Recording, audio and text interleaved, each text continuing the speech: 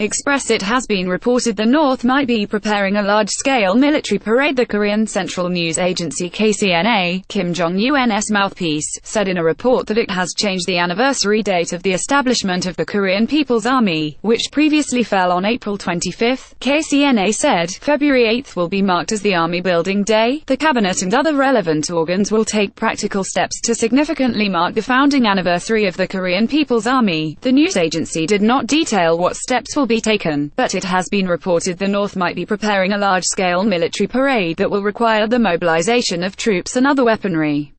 A South Korea officials said around 13,000 troops and 200 pieces of equipment have been mobilized and detected near an airport in Pyongyang for an apparent rehearsal for a military parade. It comes after a summit was held in Canada to discuss escalating tensions on the Korean peninsula. In response, KCNA published a bellicose article which referenced the Korean War and claimed the North won it, despite the conflict never officially ending.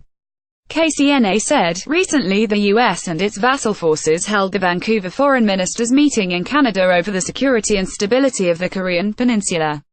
The issue of stepping up sanctions and pressure against the DPRK for its denuclearization was reportedly put on the table at the meeting attended by foreign ministers of 20 countries including Japan, Britain and France that participated in the past Korean War, with U.S. Secretary of State Tillerson in the chair. Now the international community is pouring scorn on the farce of those countries which were defeated in the Korean War. The U.S. dispatched its huge aggression forces boasting of their invincibleness and elite as well as its vassal forces to the Korean peninsula in the past century, but they all met the fate of forlorn wandering spirits. The US, which failed to bring the Korean people with rifles to their knees in the Korean War, is now trying to inveigle its vassal forces into the dangerous scenario against the DPRK, which has emerged as a new strategic state.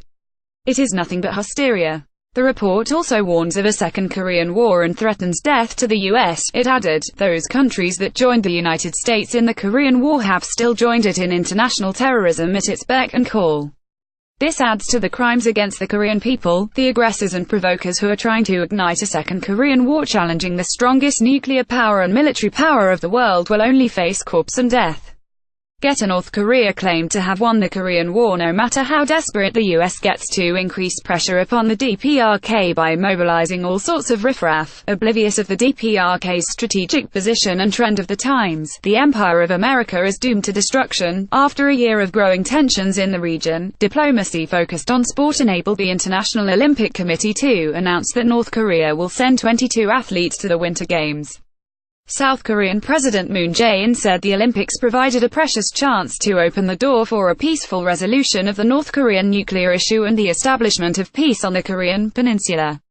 North Korea will send 22 athletes to the Winter Games, but he won't. But no one can be optimistic about how long the current mood for dialogue will last. We need wisdom and efforts to sustain the dialogue opportunities beyond the Olympics so that the inter-Korean talks will lead to talks between the United States and North Korea and other forms of dialogue. More to follow.